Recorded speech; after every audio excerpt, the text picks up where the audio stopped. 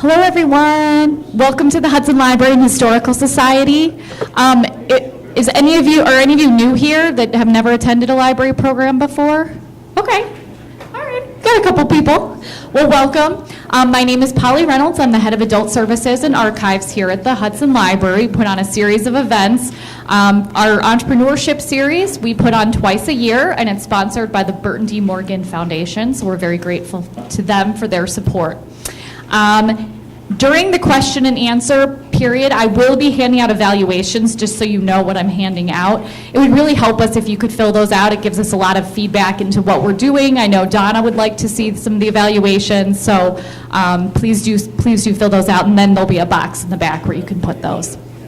I'm really honored to introduce tonight's speaker, Donna Kastner. She's the founder of Retirepreneur.com. A digital learning community where pre-retirees can tap just-in-time insights across several platforms, including a podcast, Retirepreneur TV airing on HCTV, and a Facebook page of over 1,500. She serves as a professional speaker, consultant, and a session designer in the trade show and conference industry, and regularly hosts workshops at colleges and universities and other professional organizations. Please join me in welcoming Donna Kastner. Welcome, everybody. I'm so glad you're here. And I'm going to tell you this Q&A at the end, Polly, I'm not your normal speaker, so I'm going to warn you right now. This is going to be very interactive, and there's going to be lots of times where you're talking to one another. And there might be some Q&A at the end. But I'm going to get into who I am in a moment. But first, I love these things. Oh, the on button? That would be good. You made it look so easy, Larry. There we go. This way, that way, another way. I've always been that person that takes another way, since I'm little, not even now. But regarding retirement, this way and that way have been the way for a long time. You worked, then you retired. Now there's different options. Now people are staying longer, or they're retiring, or they're doing something else. And it's the something else that we're going to dig into. There's never been a better time to be a retirepreneur. There is so many different dynamics happening that make it easier, but there's also some roadblocks and challenges, and we'll look at both tonight. Just a little bit about the next 85 minutes or so. Maybe it won't even be that many. You are free to move about. They have some refreshments in the back. Just get up and do whatever you need to do. The restrooms are a left and a left and a left. And so anytime you need to get up and go, this is your workshop experience. Don't feel like you're like, oh my gosh, she's talking. Because this is going to be a series of sprints. I'm going to do some short runs on some topics. And then I'm going to be tossing questions out, and you'll gather in small groups to kind of dig into these questions with one another. Because I'm just one person. We're all on this journey together. And in workshops, I just want to tap the wisdom in the room. And what's really funny is I've done quite a few of these workshops for Retirepreneur, and I've done them everywhere except my own backyard. And just in the last few months, I'm like, okay, it's time to start digging into Hudson. But it's interesting. I'll go to Dayton, and I'm driving 3 hours down. I did several at University of Dayton, and now we're doing others. And it's so funny because this peer-to-peer conversation, we're going to give you some know-how, some insights and stories, but there's also know-who tonight. Look around the room. These are people in your community that are like-minded, that are thinking about this, that are debating, what am I going to do next? What's next for me? And so the biggest thing is get a chance to meet your neighbors, because they're pursuing similar paths, and that's where you might find a few people that you connect with afterwards. So that's the deal, okay? I've got 5 boxes, and we're not going to hit them all. We're probably going to spend most of the time in the first one. Is this a fit? Is this right for me? Am I a retirepreneur? And if so, what do I need to do now? We designed this workshop for 2 key segments. And it's interesting. I'll start to tell you the story later on my story. Initially, I'm like, anyone can be a retirepreneur. And for retirepreneur, we're focusing more on people in their 50s and 60s, folks that are working full-time. They can see that this is coming ahead, and they're not sure what they're going to do. And I think sometimes thinking and planning and just starting to sketch out, you have to do a whole full-blown plan, but starting to sketch out and investigate this before you leave your full-time job is prudent. and we're focused on helping that segment of 50s and 60-somethings to make the leap from full-time job to part-time gig, doing work they enjoy. Because by the time you get to an end of a job, you're doing some work you enjoy, and then there's those other things you're doing, the Penske files, right? And then you just want to try to narrow in on your swim lane. What's interesting about these 5 buckets, just to tell you, I've been working with a consulting firm in Dallas, and initially when we launched, I snagged retirepreneur.com back in 2009, and it was right as the economy was tanking, and I'd done entrepreneurial things myself and thought, well, gosh, what about this? So I did what any enterprising person would do. I spent $36 and I got the URL, and then I started doing some investigation, and I'll talk later about what I learned as I moved along, but I went very broad. In all honesty, I was throwing spaghetti against the wall to see what would stick, and then I started narrowing, and I told you how that niche, that kind of micro niche of people currently working, looking at what's next, is where we're focused on. The other segment that we're helping, and we don't do direct coaching, we're more publishing content, and we're a pointer channel, but the other segment is recently retired. You know, you are retired now, you have stopped. You've got some time to start thinking about this, and you want to work in some kind of part-time endeavor. But what's funny with this group in Dallas is we go back and forth with monthly calls, and honestly, I must have had 20 categories on the table, and then it winnowed down to a dozen, and they kept pushing me, Donna, that's still too many. And then I wrestled, and I came down to 7, and they're like, that's still too many. And then finally, I landed on these 5. And again, in one workshop, we're not going to change the world, so we're going to focus on the blue box, but we'll jump into a few of the others. But these are the topics that we're publishing content around. Most often, we're interviewing experts, we're writing articles, we're getting research, we're trying to help. I think there's a ton of information out there. It's coming at us like a fire hose. We're trying to scan the horizon and grab the greatest hits and kind of bring them in for this audience and just give you one place, among several others, to look for help. Okay, now about the crazy woman that's standing in front of you today.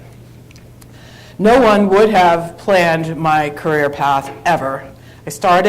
I graduated from the University of Dayton, a music major, and the first 5 years of my career were as a high school band director, a year in Dayton, Ohio, a year in Detroit, Michigan. Actually, it was Rochester, Michigan. And then we moved to New Jersey, and I did 3 years at Leonia High School. I loved it. I so loved it. And I'm not a music virtuoso. I walked into University of Dayton as a political science major.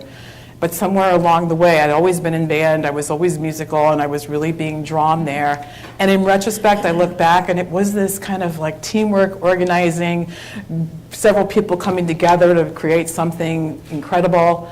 So I was okay, music-wise, but I love to rally a band and put a show together on the field and do a concert. So I had a great time. But then, in 1984, our son Christopher was born, so I took a 1-year sabbatical from teaching.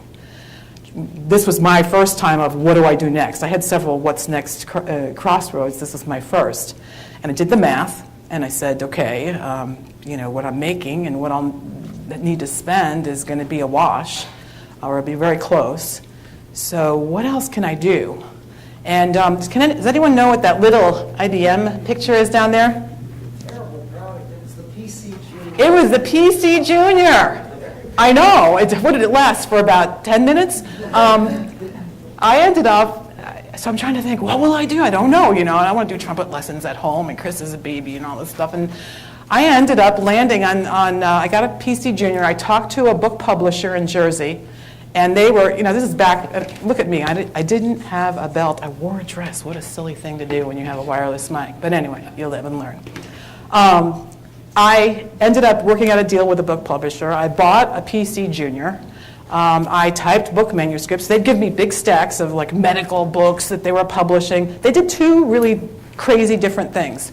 Medical books, textbooks, and then they had these fictional stories. And they'd give me batches, and I'd be typing away. That's when floppy disks were about this big, put my little floppy disk in and put in the bold this. And anyway, I'm typing away. I was cranking away. And if you think about it, when you start a family, babies, they kind of need you, like a million times a day, but then there's those pockets of time. So I could, Chris, put him down, let me do another hour. And the faster I got, the more I made. I was getting paid per keystroke. And this was working out so well that I started recruiting other moms. Now you have to remember, 1984, work at home was not happening then. Everybody was like, you're working from home? My father-in-law, my husband's in the back here, his dad would bring his friends to our house. You gotta come and see my daughter-in-law's, she has a computer in the dining room.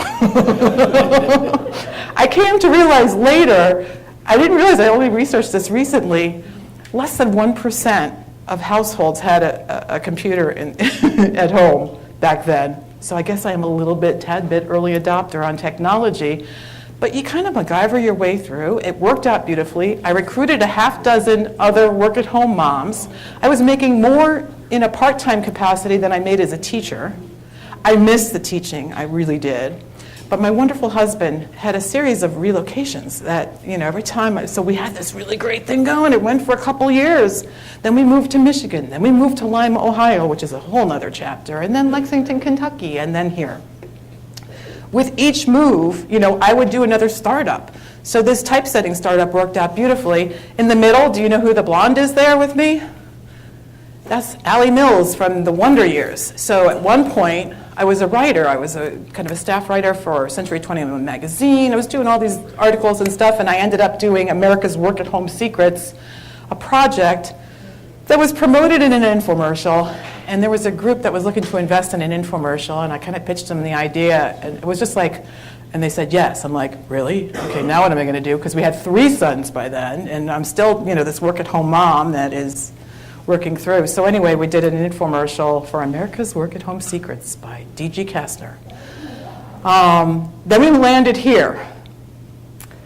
And then I started trying to work my way back into the traditional work world because, there's only so much reinventing you can do on your own. But someone with a patchwork quilt of past career pursuits is not exactly the most attractive job candidate.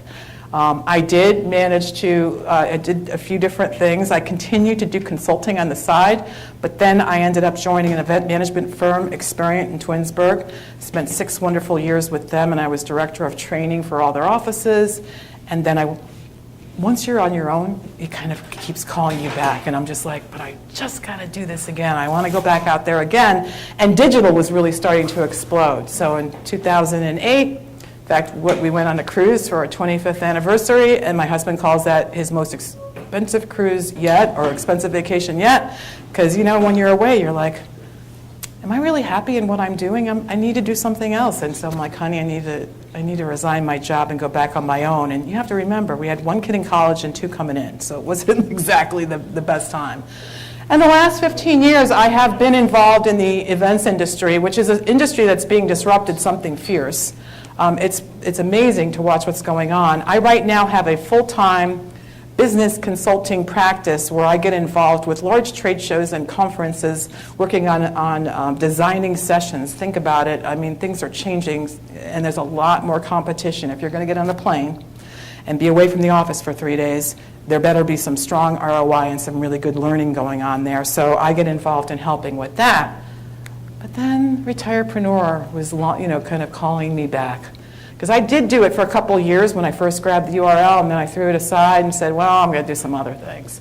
But a couple years ago, I'm like, no, I really feel like this is the right idea at the right time, and I just feel like my crazy patchwork quilt actually might have prepared me for this. So I'm feeling that way, and I'm loving it. But I have been doing some side hustles over the last 2 years as I run a consulting business and then start to ramp up Retirepreneur, and we'll talk about that later in the content marketing segment. But this is our website, and we've been doing a lot of content marketing. We are now doing more workshops, and that's the thing we're scaling up. So that's my story. Now it's time for you to meet one another. So actually, when I came into the room, I'm kind of hoping you guys can gather in groups of 3 or 4 and introduce yourself to one another. Just so that's a really key ingredient for these workshops, because by the time we hit the finish line, hopefully you'll have a few big ideas and a few new friends you can call on as you move ahead yourself. So I'm going to kind of let you kind of organically form in that way. I'm not going to be off, but we're going to do 3 things. You're going to introduce yourself, and then share, briefly. We're going to spend maybe 5 minutes on this first round. It's a shorter round. Why are you here? Like, what challenge are you looking to solve? And it's not always a problem or challenge to solve. There might be an opportunity you're looking to seize, but just trying to explain, one big thing that drew you to this workshop. And then, to be playful and fun, if you were to describe your current feelings about this next life stage as a weather forecast, what would it be? Okay? So go ahead and let's do some peer-to-peer chat. Through briefly, because I'm pretty sure we all know the why behind this and how the landscape around retirement and work has been changing tremendously. But, I'd be remiss if I didn't make sure we're all operating on the same page. So why reinvent? I mean, boy, retirement was working pretty well for our parents. In fact, it worked very well. But it doesn't look the same. Things are changing, and these changing dynamics are impacting us. They talk about disruption, and there's disruption going on. And disruption's a double-edged sword. It brings challenge, but it also brings opportunity. And it's kind of how you frame it and where you lean in, and some of it is mitigating the challenges and leaning into the opportunities. So, first of all, longevity. People are living longer. In 1900, the average lifespan was 47. Okay? 1935, what big thing happened then? Social Security. And what was the magic age when you would be able to start collecting? 65. And what was the average lifespan in 1935? 61.7. Fewer the majority of people wouldn't even collect. But they thought, okay, we're just going to be prudent. We're going to watch this, right? Then they never did anything with it. 2000, average lifespan. Any guesses? 77. In 2000, the average lifespan was 77. Then we were on average every decade, like kind of gaining 3 to 5 years, and we were moving into the 80s.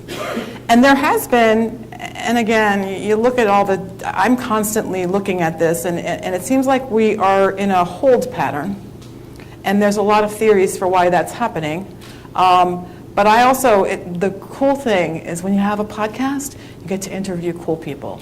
And I was interviewing someone in the healthcare realm out of DC, and he said, Donna, the person that will live until age 150 has likely already been born. So how's that for whoa. Okay, so 65, 150, okay, you're not going to work that whole time, but stopping at 65 no longer makes sense in today's scenarios. Now, it does for some. We all have different sets of circumstances. We walked into this room with different sets of experiences, different desires, and different things drawing us. But if you ask me, stopping abruptly, and think about what the current workplace looks like, it is pretty demanding. It's high throttle. It's spilling out beyond 9 to 5. So you're running 90 miles per hour and then you stop abruptly. I mean, there's just nothing healthy about that. And so we're also looking at this whole thing through the HR lens and also trying to champion this movement. I mean, I honestly believe that this concept of, well, what if we gradually downshifted? What if we peaked and then we started to move down? Universities are doing things like that. I have a pal that teaches, he's a jazz studies director at Hofstra, and they have this phased retirement where they sit down with professors and they're like, okay, so what's your ideal, where's the end zone? What's your goal? And then they start to dial down their class load year by year, between now and then. That sure makes a whole lot of sense. And I don't know about you, as much as I like to just keep charging ahead, I'm doing things a little slower than I did 10 years ago. I'm 60 years old. At 50, I was charging a little more. I anticipated at 70, I might dial it down a little more. So this whole thing of full blast and you're done doesn't make sense for the individual, and it also doesn't make sense for society. That's my argument. Any thoughts? So that's one thing driving this. Why do we need to reinvent? The other thing is some turbulence. We've experienced some turbulence, and I talked about this whole, the dip we had in 2008, 2009. As I watched that, 401ks were taking a hit. People had planned to retire on this date, and now they needed to retire a little bit later to try to make up for those shortfalls. And then there were layoffs going on. I mean, things were difficult, and the prime targets were often and here's where I have to find words to describe who we are, So we're not just boomers, but, the seasoned, the experienced people who are typically more highly compensated, so we'll trade in one boomer for a couple of millennials and we'll be good. I mean, there was just a lot of that, and there were a lot of people. At the time, I think it was 09 to 11, I was also a coach for Hudson Job Search, and I was doing some help there. But there were a lot of people that said, oh, you should talk to Donna Kastner. So when people lost their jobs, like, go talk to Donna Kastner. So I call it my 100 cups of coffee tour. And it was good market research for me. But when you lose your job, that's hard. That's a hard loss. And there's a lot of things going on. There's a lot of changes happening. And I guess my big thing coming out of that, of all the people that I talked to, and trust me, my husband is working full-time, so it does allow me to take more risk. I'm not going to deny that. I have health care covered, so that does allow for more risk for this crazy entrepreneur. However, there was points where I was sitting down and really, empathy, really trying to understand, okay, tell me what happened, and so what about you, and what about your personal, what kind of training have you been doing? Have you noticed that, things have been changing so much? And it's like, well, they wouldn't pay, the company wouldn't pay for training. And I think we've moved into an era where you are your brand. Like, the world's changing. And the best protection is, you don't have to be, lightning speed on what's going on in technology, but just constantly trying to keep pace. Trust me, when our sons, our 3 millennial sons, when any one of them comes home, there is the 3 or 4 or 5 things that, like, hey, Chris, come here. There's a couple of stumbling blocks. And then, of course, they always sit at the computer and they go, ba-da-bum, ba-da-bum, ba-da-bum, done. I'm like, wait, go back, let me watch that. So, I just think that this was a hard time. So of all those people I talked to, most of them were like, Donna, I can't do my own thing. There's my family's depending on me. I need a job. The unfortunate thing is it took people longer to find jobs that were of our age group, and typically 18 months or longer for many that I was in touch with. And those that landed, quite a few would experience another income disruption before they hit the finish line. So that was the sad state of affairs, where I was like, oh man, I know this crazy risky path feels risky, but I honestly believe that the risk tables are even starting to shift a little bit. We're having a little more control, and we're going to talk about side hustle gigs might be the thing. And then there's ageism. It's illegal, and I'm just going to tell you, it still happens. And I know that it's interesting. I was invited to be on a panel discussion at a conference, and it was about women in our industry and how women could advance in their career. And I said, hey, can I be the last panelist you introduced? And she's like, yeah, sure, because I noticed I was the oldest. And when they got to me, I said, there's been one challenge area, which was gender, but now I got another speeding train coming after me called age, and I'm not sure what I get discounted for more often, and sometimes it's both. It's not at the end of the world. You can push through it. I'm not saying it's a deal breaker, but it's interesting to watch what's going on. So while we all say, ageism, that's illegal, we can't do that. Well, I think it happens, and sometimes we let it happen. So here's a story. January of this year, I'm at a conference for my industry. It's in Nashville. I'm in this beautiful ballroom. The speaker, PhD in design thinking, all the great Stanford stuff. I love design thinking and that whole methodology.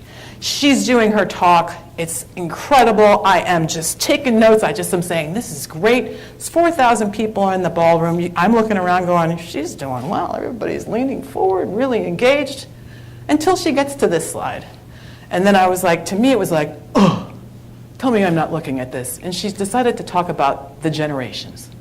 Okay? So at the bottom left is Malia Obama, who at the time, that's Generation Z.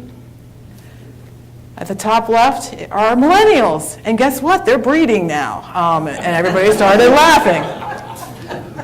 At the top right, and this is Gen X, the ever dapper Anderson Cooper.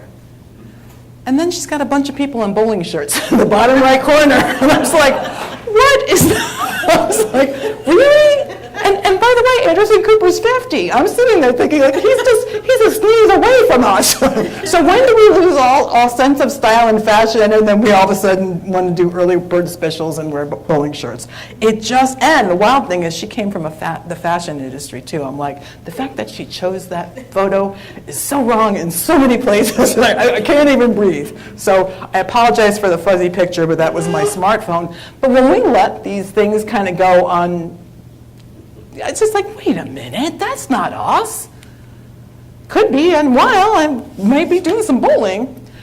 There's another awesome story that gets to this new possibilities piece, and this has only been out for a year. And I put his Paul Tasner because it was kind of small, but if you get a chance, Google it. We have kind of a fast-moving workshop tonight, and I don't want to just get into too much one way to you. I want to get you in your next chat. But let me tell you, well, our generation, we know Cliff Notes, right? I'll give you the Cliff Notes version of this story, and then you go back and Google it, because it's really wonderful to watch. So it's 2009, and bear with me, I have a few bullets here, because this is a new story I just discovered. It's 2009, Christmas, a few days before Christmas. It's a Friday afternoon. Business day is winding down. And Paul Tasner's working for a consumer packaging, consumer goods place in San Francisco. Accomplished career, didn't see any trouble on the horizon. Suddenly he is invited to a meeting, which turns out to be an exit interview. And quite a few people were laid off that Friday afternoon. The trouble for Paul is he was 64 years old, so his layoff was a bit more stinging. It shocked him. He had 40 years of continuous employment for small businesses, large businesses. He was an engineer, manufacturing, packaging. He had accrued so much great skill, was an extra mile player, and suddenly that whole chapter has ended. Now in his field and with the expertise he had, he segued into consulting very easily. But it talks about it in the TED Talk. He wasn't passionate about this. It just wasn't quite doing it for him. But for a couple years, he was bringing in the money, was keeping them going.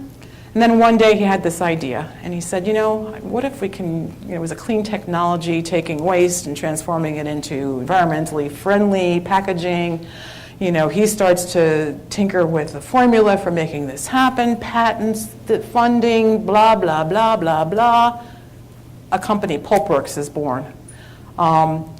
Fast forward 6 years later, he's got like a dozen employees. He's thrilled as can be. He started a business at age 66.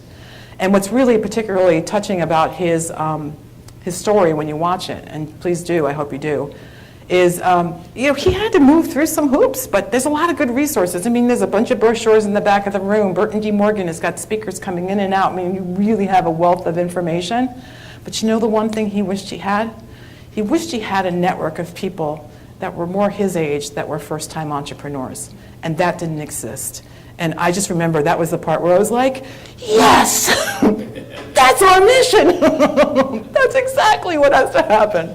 So, and by the way, the best conversations happen with like-minded people, what we're doing tonight, and then intergenerational collaboration, which I'm really promoting hard on the events circuit, because when the generations come together, amazing things happen.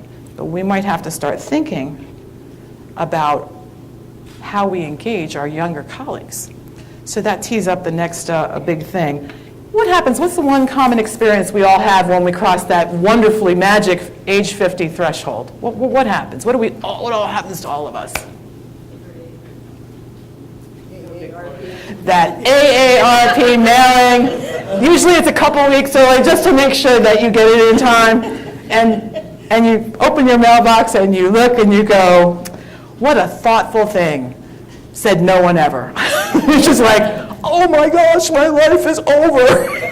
Like, this is it. I'm going down the hill. And I struggle with, what do we call ourselves? People will say senior citizen. I'm like, oh, okay, I don't know if I'm getting caught up on words, but I think they matter. And I keep struggling with what are those words. So I want to give you a thought here. What do you think of those words?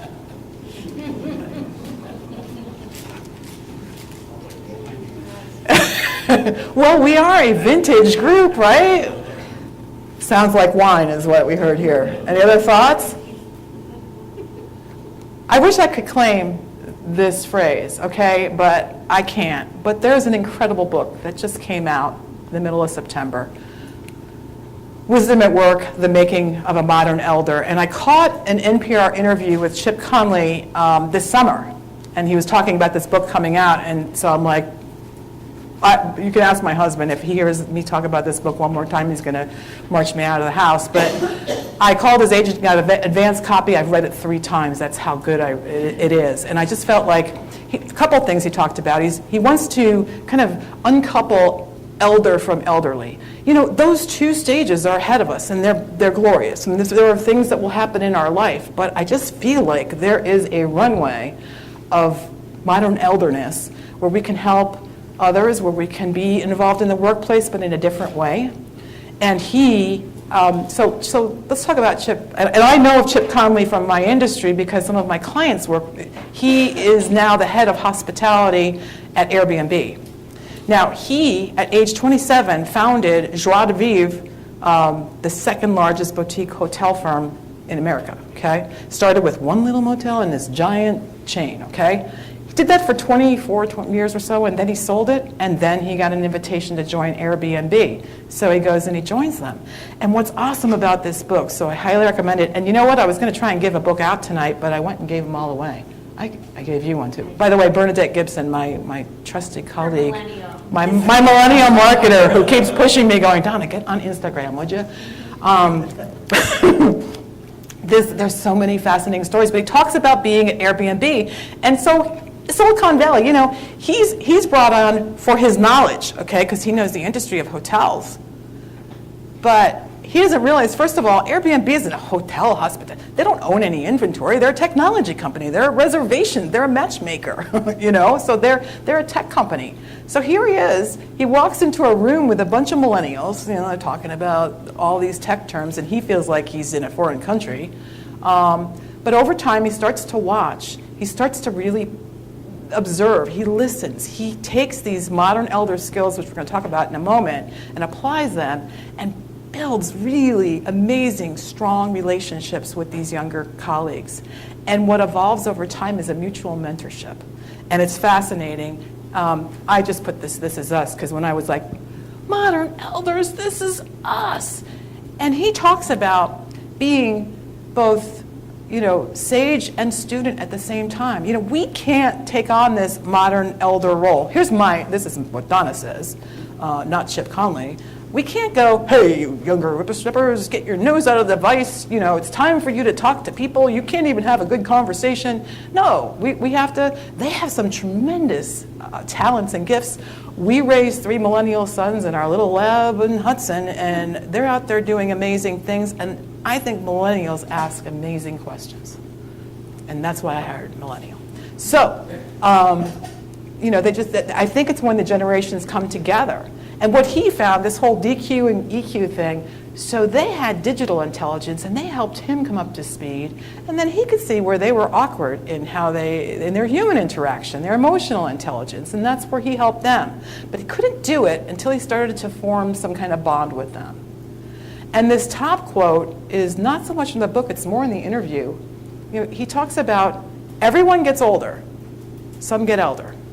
And so just merely adding years on the age scoreboard is not going to get you a seat on the modern elder bus, because there is a certain traits that are inherent, that probably are inherent throughout your career, where there's this like curiosity, this like lifelong learner. We're going to get into some of that.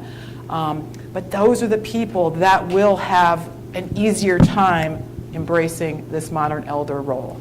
I've talked longer than I ever should. I'm going to stop for a moment. And Bernadette has a microphone. Any thoughts about what I've shared so far? Can we get over here? What do you mean by elder? He defines it age 50. You cross 50. Once you have about 3 decades of experience, and he talks about it in the book, you really have been around the planet a few laps. You've learned a few things through experiences. And he found somewhere, it's not like all of a sudden you get your AARP card and then there's another envelope from Chip Conley calling you a Bonner Elder. But I think it does take a certain amount of experience to be able to look at business challenges at a high level, to be able to connect dots, to be able to guide and mentor and help with strategy. Does that help answer? Yes. So that's where he says it. And I do feel like, for me, that feels right. What about you guys? Did you feel like, somewhere as you're moving into your 50s? No? I'm seeing a no. Feeling like an elder in their 50s? No, not an elder like you're older. Elder's a cool thing. Chip Conley's making elder a cool thing to embrace. It's not a thing we're running from. It's when we actually, the elder in a tribe was the wise person.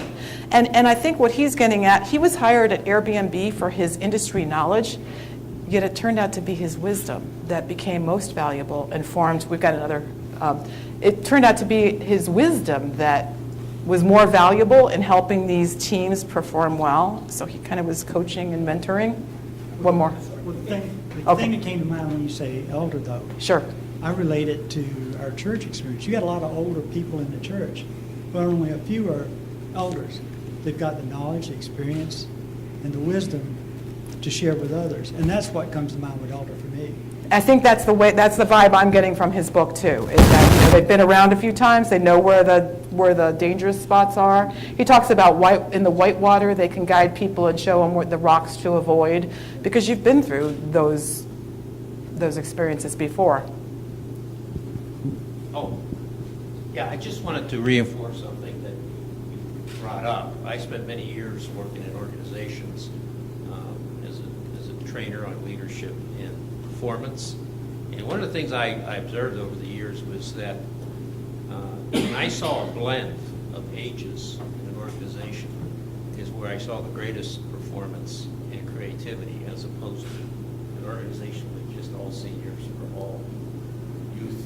Okay, there is value in wisdom, and just as there's value in energy and creativity. But it's the blend that made the difference that I noticed. Right, but would you agree, and here's something I'm watching happen, I see generational silos forming in the workplace that the clients that I'm working with and even through my career, so millennials are all like, I can walk into a room and it's like I'm everybody's mom's age, but I think the culture has to help nurture that intergenerational dialogue and that mutual mentorship. And then it's also, there's some humility on our side that guess what? We have some of the answers. We do not have anywhere close to all of the answers, but each generation has a different lens and a different set of experiences. Our kids have grown up in a different world than we did. And this is going to continue. This has gone on since the dawn of time. So, anyone see that? Oh, we got one more. Well, I just wanted to comment on the elder point again. Elder Hostel changed their name to Rhodes Scholar. Because they didn't like the elder word, huh? The NPR guy interviewing him said, I don't know if I feel so good about this word elder. So, try it on, think about it. I'm sorry, I'm trying for the video, but that's, that, Joel, right, Jay? The one thing that I've experienced, and this probably happened to me about 3 or 4 years ago, is that as I got older, the employees I worked with got younger. And I learned that as the elder, adaptation to the ages was critical for me to be successful in that area. To understand the 20, 30, to 40, and the 70-year-old who told me I'm getting too old for this stuff, I had to be able to understand and adapt to it and show them by developing a business interrelationship that by doing that, you can become successful, and they can learn from that, and I learn from it too, as the elder, which I think you're trying to communicate. It's coming in with this kind of almost dichotomy of roles, sage and student. He talks about being a mentor. You're a mentor, but you're also an intern. You're learning right beside them, their industry. Sorry, I got you running. Young nice, right? The business schools nowadays are teaching teamwork. it's probably one of the most important parts of their overall curriculum. And so the younger folks come out of MBA programs, and they understand that the only way they get anything accomplished is to communicate with their teammates. And they're walking into a lot of structures that are top-down, structured, manager, assistant manager, and so on. Communications comes down to you, and there's no interaction with those top managers. So that is a reflection of the culture, right? Exactly, and so I think part of being an elder is to learn how to operate as a team member Yep. with the younger folks Yep. and play their game. Agreed.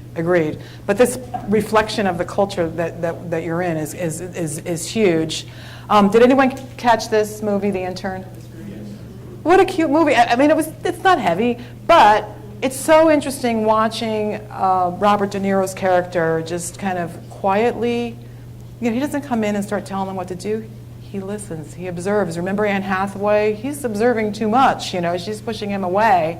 And he knew he had to build a rapport and relationships one-on-one, and he was humbled. He had an illustrious career, So that was it. Phone books? What were phone books? That was so funny.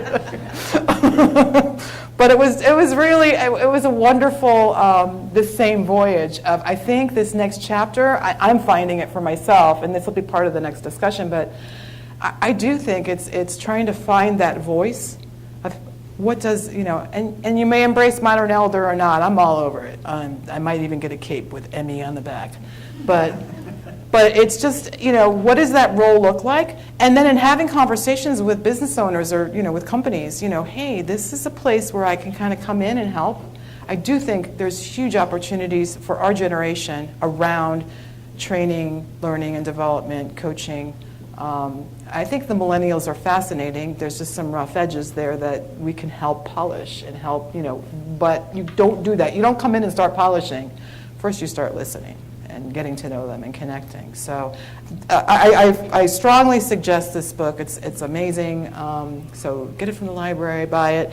I read it 3 times. I've one blog post, and there'll be a half dozen more coming out. And I've actually I'm hoping I get to interview Chip Connolly someday on the podcast. These are the 5 areas that he talks about that, just for a last recap, for modern elders, and bear with me because this one I needed a few cheat sheets. So this good judgment, he shares a quote from Will Rogers: good judgment comes from experience and a lot comes from bad judgment. We've been around the rodeo a few times and we have the battle scars to prove it, and those stories can be helpful. So we can help alert that. He talks about unvarnished insight, and he talks about it in the context of clearness of view, intuitive insight. We can cut through the clutter to find the core issue.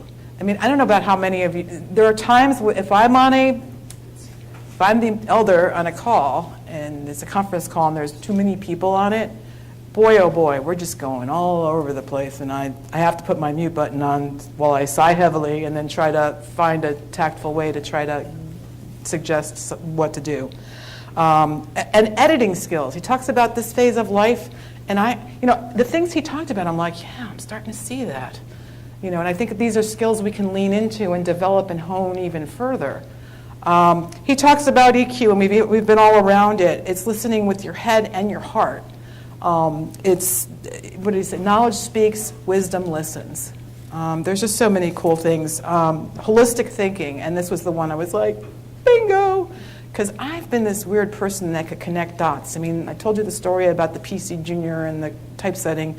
I can see something here and go, hey, what if I put them together? And people go, you are just weird. How did you ever think of doing that? And I'm like, I can't not see that. I just keep seeing it. And now as I get older, I see it more. So for me, I feel like it's been there pretty strong, and it's intensifying. But the older brain also, memory and speed is declining. I mean, I'm not going to pretend like that's not happening. But the ability for our brain to traverse back and forth and to see the bigger picture has never been better. Think about that one. And lastly, the ability to traverse back and forth in the brain and connect different things has never been better. And it might be because we've slowed down and we're giving this some thought. I remember once talking to the CEO at Experian, and I said, I was already feeling this elder thing happening. I was in my 50s, and I said, I sit in a meeting, something comes up, and I feel like my head is this giant, massive hard drive, and it takes me a little while to retrieve the data, but then once I do, we're good. And he's like, that's okay. You've got more data going on there. Well, I also think it's a matter of living in the right environment to make these transitions. And, okay, so I'm going to say a little bit positive about Hudson, as I should, and I have been for many years. This environment is rich with that kind of knowledge base, especially this library and how it serves the citizens of Hudson, for us to be in programs like this. Amen. I am Okay? totally. To have mind expansion, to create, to be informed by new ideas. So we're used to it. So for us, we should be able to embrace it easier and better to make those transitions so we can truly look at doing something after our normal career. So what are we going to not retire from, but what are we going to retire to? And that's what you're talking about here. And I think it's brilliant. And we have the health care, those sorts of things, and we hope everybody has those things. But we do here, and it's important to come from this environment so you can go to that next stage and continue on with a experiential life. But make sure that you plan it, and that's what most of these people are doing here.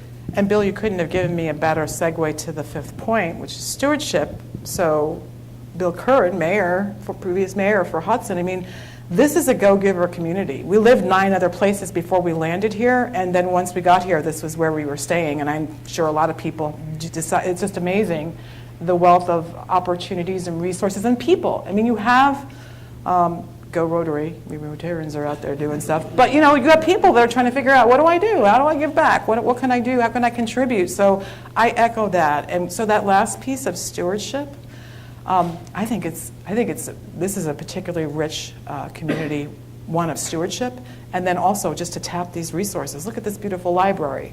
Look at all these people that you're surrounded by. Maybe we have more of these conversations to continue to help one another. Those who give back are the biggest benefactors because they learn, they get introduced to people they might not other been introduced to, sharing them ideas, being exposed to different ideas.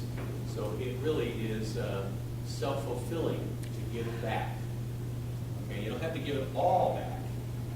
You just have to give some back. Some of your time and talents are much more important than sometimes your blessings. Yep. And that's, Encore.org, have you heard of them, Encore? So Mark Friedman, the amazing group. There is, here's my New Yorker coming out in me. There's the make a buck, and then there's make a difference, and then there's a little bit of both. And I kind of see these 3 roads happening. But there are people that, Encore.org is leaning hard into this more make a difference piece and stewardship and volunteers in schools and really feeding this next generation, our future world. So that's an interesting dynamic. My dad was an assisted living in Streetsboro, and I remember pulling in, and Mark Friedman was talking at the City Club, and it was on the radio, and it was the first I'd heard of them. This was years ago, and I'm sitting there, and the poor dad's waiting, where's Donna? And I was fascinated by what he was doing. So there are groups out there. It's a matter of kind of connecting and plugging into them. So the more I look, the more I find. So here it is, P2P time, peer-to-peer chat time. This has gone longer than I had hoped. So Modern Elder, is this you? And what do you feel about that? I think there's some mixed feelings about that. And so the top 5, I'm getting a cheat sheet here. Those are the 5 that Chip Conley calls out. I mean, he does talk a little bit, but I think a few more are from me, lifelong learner. There has to be this almost natural-born curiosity. You're curious to figure things out. The MacGyver type, some people say, retirepreneur, that's too hard to spell. I'm like, you know what? If you can't MacGyver your way out of that, you're probably not going to enjoy my website. And this humility and confidence. So I'd like you to talk about, one, this concept of modern elder with your peers. What other traits did we not talk about, or which of the ones that you see on the side seem more important, is moving forward to be successful in this next chapter? If you are truly going to be a modern elder, what will this look like? Make sense? When you see the time's up or when I start waving my hand, that means we got about a 1-minute warning, okay? And you're going to get a good 10 minutes on this next round, okay? And go. And if you're a twosome and you want to, that's the hardest part. I hate doing that, but great conversation going on here. We want to do a quick debrief. Modern Elder, how did we feel? And I want to tell you, first of all, there was a photographer in here. We're putting a speaker reel together, and so I should have asked you at the beginning. I forgot to ask. We captured a few shots for that. So if you don't want us to use your, I don't want to do that. If you don't want us to use your photo, Bernadette, be happy because she's the one who's coordinating all that, but I should have asked also for us. Sorry about that. You know, I'm a modern elder, I'm learning. So how do we feel about modern elder? Do you like that? Don't like it? I'm still on that. What do you think? I like it, but I think you need to create what it means. You. Me? Yes, well, you're the one who likes it, so. It's bigger. I'm just saying, without the support and explanation of what the terminology means, You're absolutely right. people will get lost in it and they won't know what it is, because it sounds like a TV show. Okay. The word elder comes to my mind. I think there's these old TV shows where you've got these people that are in their 80s and they're in a long gown and they're, giving their wisdom to the 50 and 60-year-olds. So to me, elder is someone so much older than me. And I'm still young, I'm 59, but elder is 20 years older than me at least. So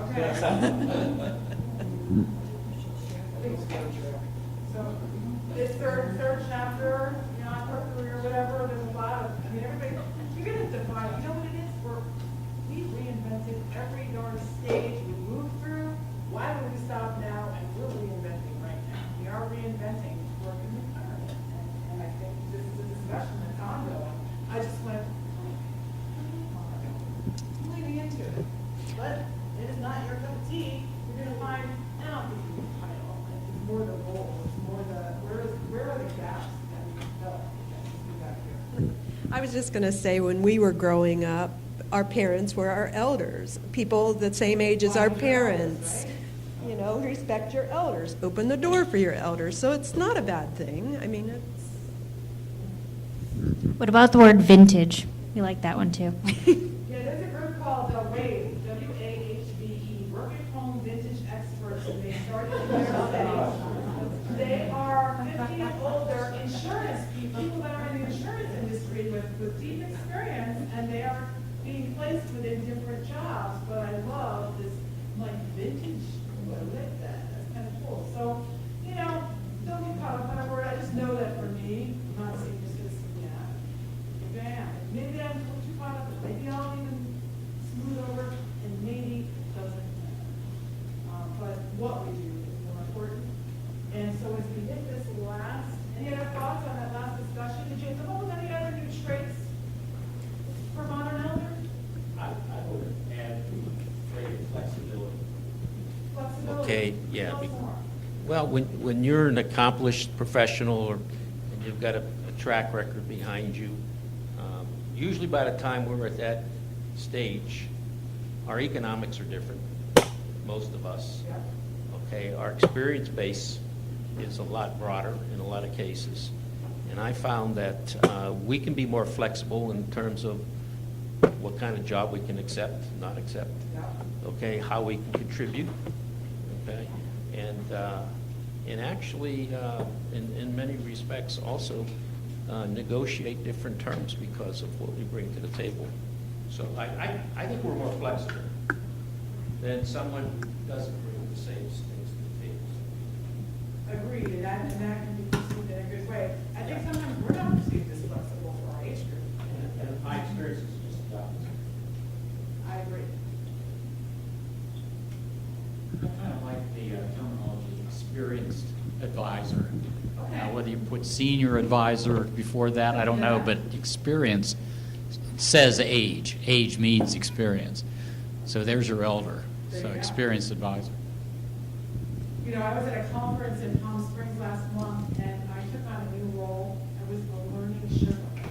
And seriously, I'm like, let's try this on, because their keynote speaker was a mountain climber, went up Mount Everest. It was a harrowing, you know, he was the big opening keynote. I'm like, I'm going to go on that mountain climber theme, and I'm going to be the Sherpa. And what I did was I was taking notes. I would go on the main stage periodically to get takeaways from the audience. If they saw something amazing or heard something amazing, they could text me. It was a really fun gig for a modern elder. With a Sherpa thing, I'm like, Sherpa. I'm still doing one on that. We are. Yes. How about seasoned millennial? Seasoned millennial. I like that. We're going to move fast with my promise to get you to the finish line and hang out the door, but I'm going to tell you, and on the back table, so we might slip out early, our hope is that this might be the seeds of a group that might want to meet again. Here right now, but it's not safe at the stage, but we're happy to help foster that, get that going, that's whatever's happening. So if you want to see something next, we don't get your emails or get a survey from the library, but if you want something from us, my business card's on the back on the table. Here's another word. Let's talk about this word. Okay, so you see that word. Let's do like, what is it, fast word association. See that word? What's the first thing that comes to mind? The 10 man. Promotion. Marketing. Work.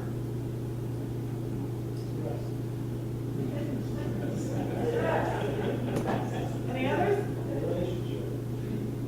you think the word sales? Customers. Clients. Clients? Do you think sales has a little negative baggage? You think, like, to the utter extreme, I'm a very driven person, I love Dan Pink, another, he's got a series of books, but to sell is human was really interesting, and it really showed us it's what everyone can sell. Because, by the way, I come from a family of sales, but I know it's like, no, I'm going to be the musician that works you tell you about that sales. They're all about sales. We're all selling all the time.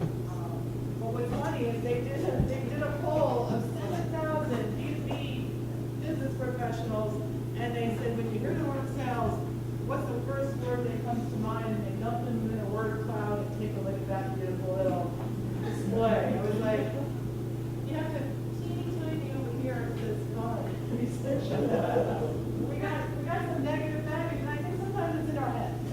So we could do an entire workshop on getting clients. And by the way, that was the thing for my website, my topics. So marketing, that's not the word. Just what it is, getting clients. That's what we call it. So this whole concept of getting clients, there's a lot of different ways to do that today, and we're going to get into that. But let me ask you this crazy question. Could your current or past employer be your first client? Me too, repeatedly. It's a beautiful place to go. You're a proven product. I'm going to experience with you. It's an easy pilot.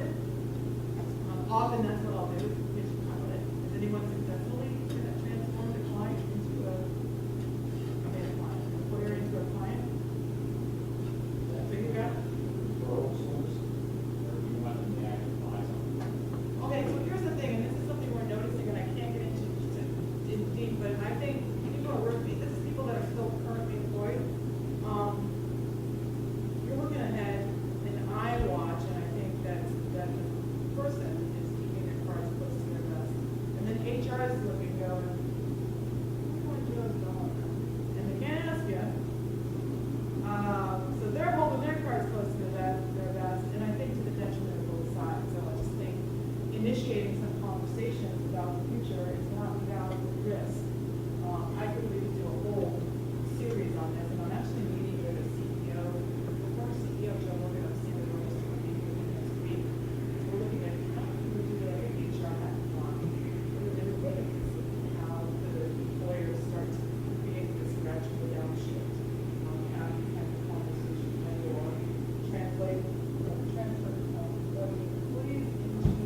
practice. And I know it's a minefield riddled with problems. When did that ever stop for you? Side hustle.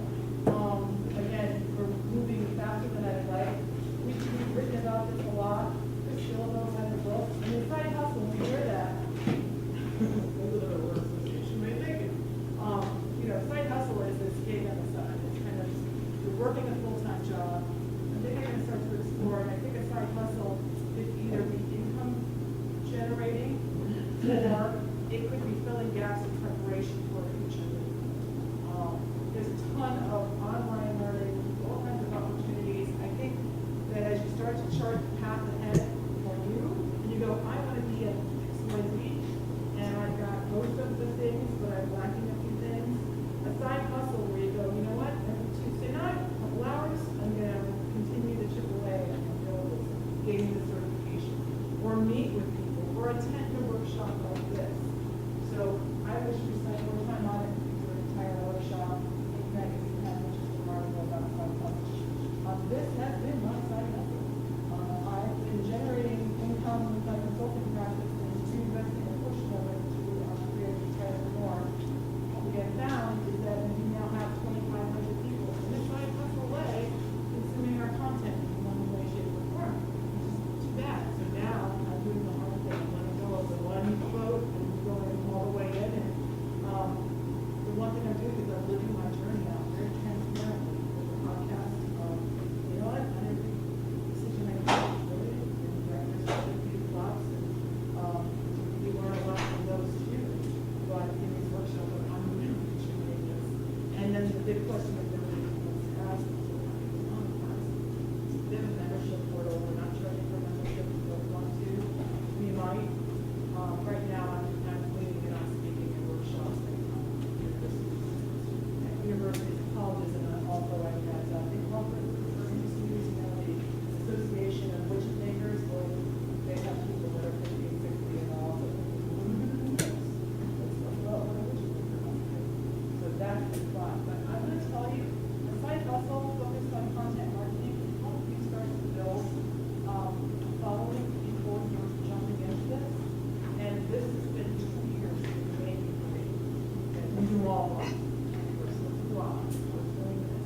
We're adding, layering, and then we're watching the back channel. What's working? What are people like? And it's been a fascinating journey.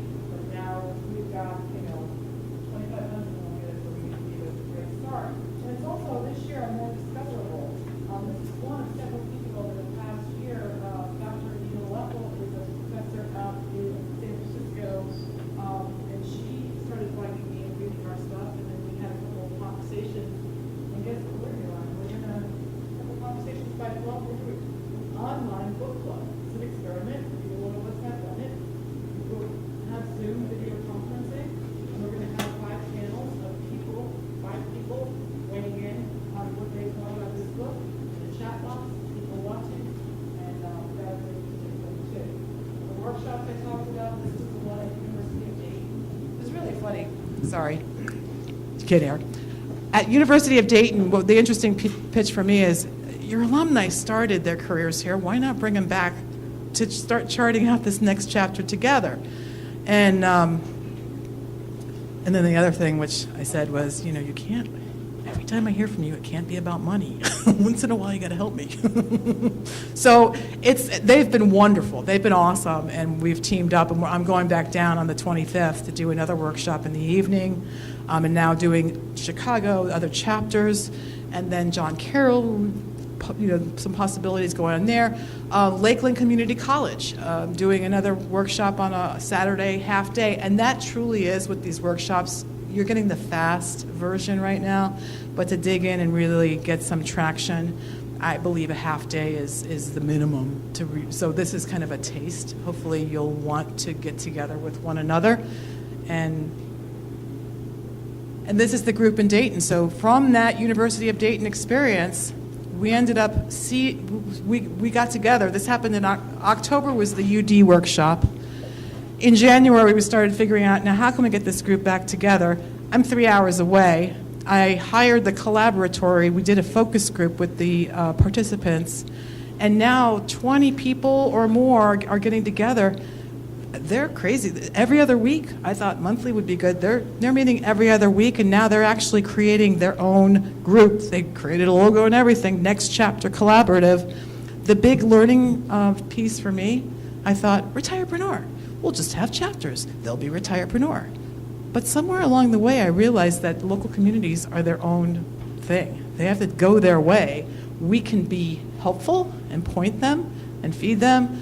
And so I love that they landed here, and it was a true learning experience for me in watching this happen. And now there are a bunch of people that are getting together. Look at that whiteboard. Isn't that awesome? I just get so excited seeing something like that. But you have a wealth of experts right here in your community. I partnered up with a couple of fellow Rotarians to do a workshop at Wins Financial. So Doug McDowell, Clint Samuel's not here, he's with Wins Financial, and then Bob Richetelli. So I'm the crazy sales marketing idea person. We leaned hard on the money matters piece. And so Clint talked about the financial piece. Bob Richetelli it was great, where he talked about, should you be an LLC, just a couple of the little concerns you need, a couple of boxes you want to check off before you kind of launch a freelance business.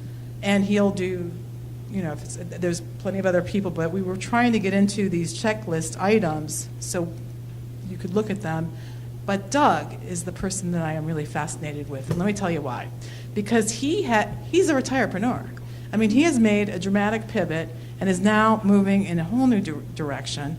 And it is around helping people navigate the healthcare insurance challenges. So I have 2 minutes left. I'll give you one. How's that? Fair enough. So I actually got into the healthcare business through Bill Homejack, and all the skills I learned over the many years at helping people at Hudson Job Search through networking. And about a year ago, I got my license to sell, and I almost hate to say that I'm an insurance agent, because it probably gives you the same connotation as the salesman. But I actually advise people, my peers, on the best choice for them on their health care needs once they're under Medicare. And I've started to work with Bob, because Bob Richetelli is an attorney, has office right over the Tomato Grill, which makes a meeting in the afternoon awfully tough as it wakes up. But we're starting to zero in, and Bob's piece of that, we've got a meeting coming up here at the library on the 23rd with the annual election period coming up for Medicare, to work through the whole thing, and also to reach out to people that might have friends or family members as they get older in life, start to run out of their resources. And if you think Medicare is confusing, you add the Medicaid piece to that, which you'd be surprised. And there's levels of that, multiple levels of that. So if you're interested, we're going to be here Tuesday, October 23rd at 2 o'clock. So there you have it. And so those types of there's just a lot of the more I look, the more I find, and I just want, I just think that there's a lot of different neighbors that have different specialties that might be of help. So we had a few other things we wanted to talk about, but I promised to get you out the door. You've had conversations with peers. I want you to think about what you're going to do next. We threw our business cards as a stack here and over there. If you want to see some kind of group form here at the library that might meet at a more regular pace, maybe once a month or what have you, if you have some interest in that, can you drop me a line and let me know? Because we're happy to then reach out. We are not going to add you to email lists. I'm really, we're a once a month, by the way, email for our digest. If that's something you want to subscribe to, it's on our website. But maybe there's even workshops you'd like to see happen. The surveys are going out. And here's the thing, maybe somebody you met tonight, maybe you're just going to meet them for coffee next week or something, and start to think about what you do next. This concept of accountability and connecting and helping is helpful for when you're a solopreneur, because there's a lot of things demanding your time. And so I guess my big fast ending is just think about what's next, and just one step at a time. Think about one thing you might do next? Anyone have any thoughts on that? Any what's next that's were sparked for you tonight? You're doing your surveys. So all the energy in the room just went, oh. Thank you very much for coming, and please reach out if there's anything we can do to help you. We're happy to help.